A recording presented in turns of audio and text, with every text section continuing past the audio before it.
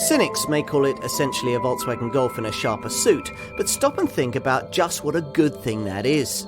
Seat's Leon brings German build quality together with Spanish flair to offer a regularly overlooked and rather refreshing option in the overcrowded family hatchback sector. Seat is the Volkswagen Group's Latin brand, a badge the Spanish marque would one day like to see rivaling Alfa Romeo.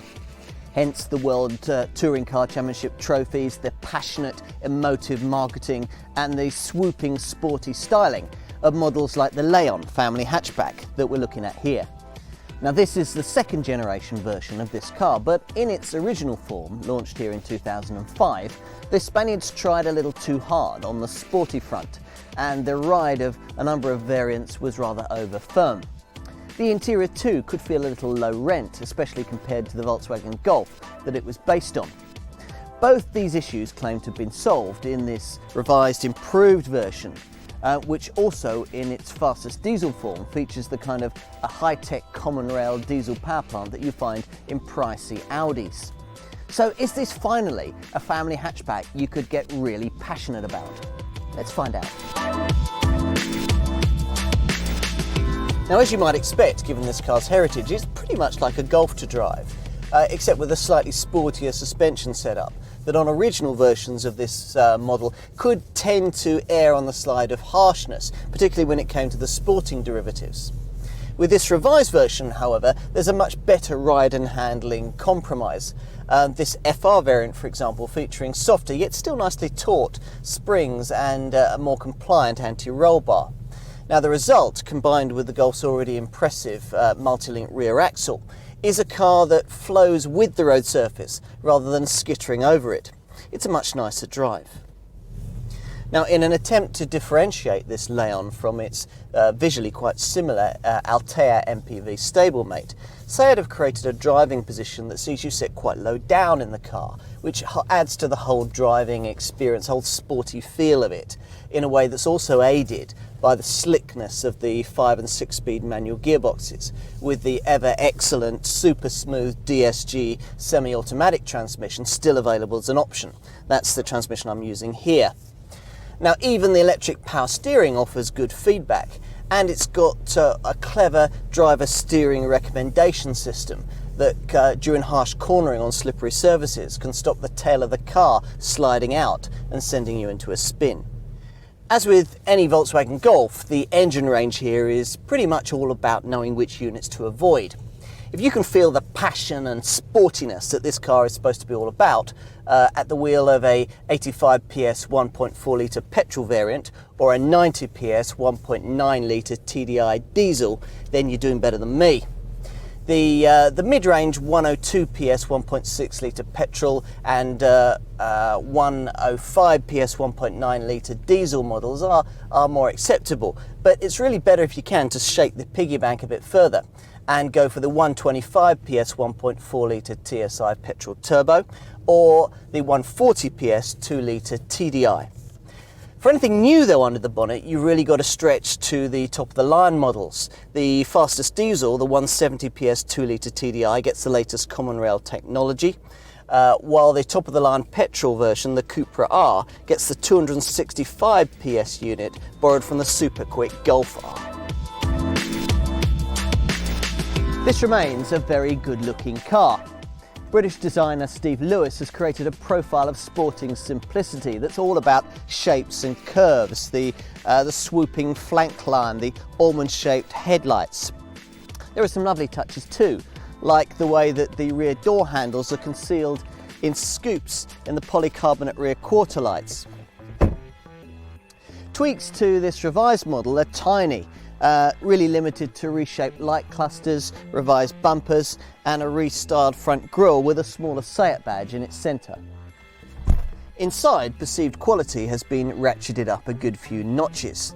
There's a nicer steering wheel, a redesign for the centre console and instruments, and much fewer of the kind of cheap plastics that in the original version of this car reminded you just why it was so much cheaper than a Golf.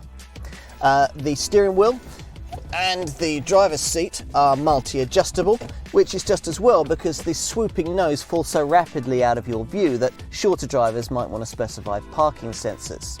Now another practical drawback to beautiful design is found in the chunkiness of the front screen pillars here, caused by the fact that the windscreen wipers part themselves there vertically rather than at the top of the bonnet as normal. At least visibility out of the back is better thanks to a larger rear screen. Rear seat passengers should find this lay-on slightly bigger than the Golf or Focus family hatchback norm. There isn't really room for 3 fully grown adults along the back seat here, but 2 6-footers ought to be pretty comfortable even over quite long journeys. The rear tailgate opens wide to reveal a 341 litre loading bay that isn't the biggest in class and can be a little awkwardly shaped for larger items, but is perfectly adequate for this class of car, particularly if you extend it by pushing forward the split folding rear seats. List pricing suggests that you'll be paying somewhere between £14,000 and £20,000 for your Seat Leon. Now that may be fairly typical for a car in the Focus family hatchback class, but it will save you a significant amount over a comparable Volkswagen Golf. Make a spec for spec comparison, and depending on the model you're looking at savings of between £600 and £1,800. Now this Seat is also priced pretty well in comparison to other competitors, cars like Renault's Megane or Peugeot's 308. It's a fairly similar figure to that you'll pay for either of them, and it'll save you a significant amount on class leaders like Vauxhall's Astra or Ford's Focus. As far as the Leon model range is concerned, it's a choice between mainstream and properly sporty. Mainstream Leons are essentially Volkswagen Golfs with swoopier styling, featuring a selection of both new and old Golf engine wear. That means 85 and 102 PS 1.4 and 1.6 litre petrol engines, plus a 125 PS 1.4 litre petrol turbo. Diesel drivers get the old 1.9 litre TDI engine in either 90 or 105 PS guises, or the familiar 140 PS 2 litre TDI unit. If you're able though to stretch to one of the sportier FR, Cupra or Cupra R variants, then this Leon really does move up a gear, thanks to the fitment of this engine, the 2 litre TSI turbo petrol unit that you'll find in a Golf GTI. Now it's available in this Leon in either 211, 240 or 265 PS guises. If you want a diesel in your sporty Leon, you can opt for the latest high-tech 170 PS 2 litre TDI common rail engine. Now this is a well-equipped car too.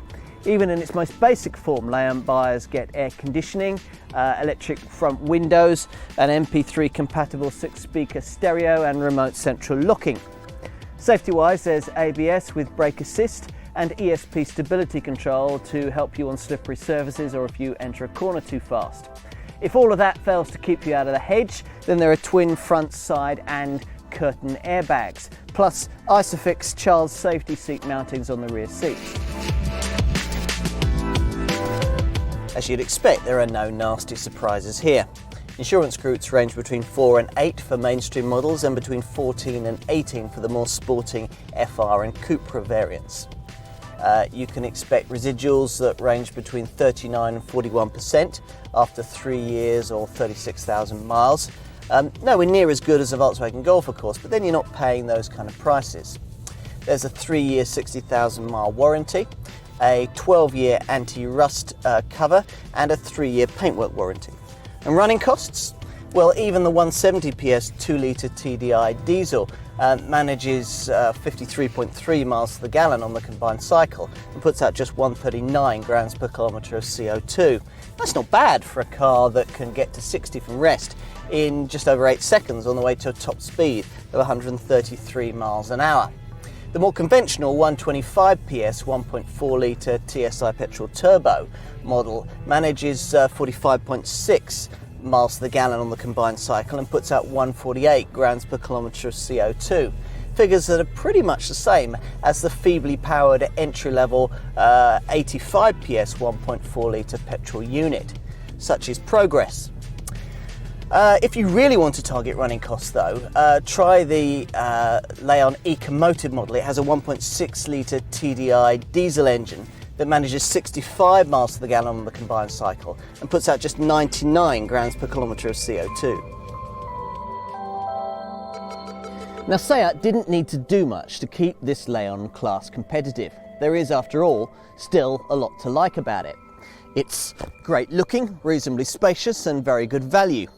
Now with a much nicer interior and a better quality of ride, even on the sporting models, it's even harder not to recommend one, provided you can stretch to one of the more modern engines on offer. But is there really Latin spirit in every one? Well, in the case of sportier versions like this one, I'd be tempted to say yes. Live with one of these, then check out what the same money will buy you, and you might well agree.